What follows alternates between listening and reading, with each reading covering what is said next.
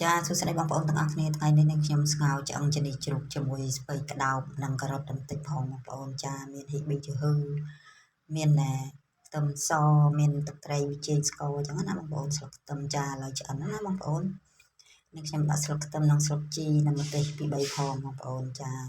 ដើម្បីឲ្យឈ្ងុយអញ្ចឹងណាបងប្អូនចាជាតិថាបងប្អូនអើយទំនងណាបងប្អូនមកចូលរួមជាមួយនឹងខ្ញុំទាំងអស់គ្នាណាបងប្អូនមានរសជាតិឆ្ងាញ់បងប្អូនចា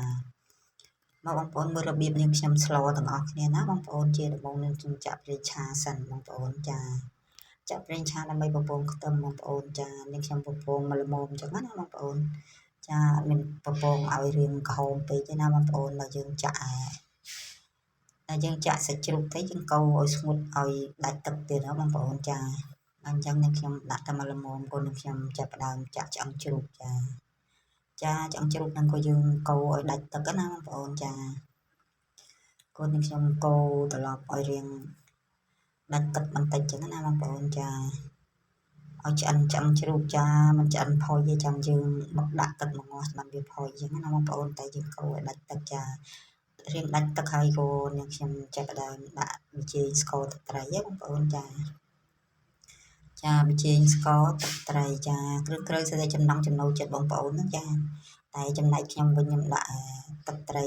2ស្លាបព្រាបាយនិងប៊ីចេង1ចុងស្លាបព្រាស្ករស1ស្លាបព្រាបាយបងប្អូនចាឥឡូវអូខេហើយកូននឹងខ្ញុំចាប់ផ្ដើមកូរឲ្យរាងដាច់ទឹកបន្តិចចឹងណាបងប្អូនបាននឹងខ្ញុំចាក់ទឹកចាដាច់ទឹកឆ្អាបបងប្អូនចាព្រោះឆ្អឹងទៅយើងកូរដាច់ទឹកបានវានេះរួចទៅនឹងខ្ញុំដាក់ម្រេច1ចុងស្លាបព្រាដែរបងប្អូនចារួចទៅដាក់ហ៊ីប៊ីជឺហឺហើយចឹងណាបងប្អូនចាកូរត្រឡប់សាច់ជាមួយសាច់ចឹងណាបងប្អូនជាមួយឆ្អឹងណាចាកូរជាមួយឆ្អឹងរួចកូននឹងខ្ញុំកូរឲ្យរាងដាច់ទឹកបន្តិចកូននឹងខ្ញុំចាប់ផ្ដើម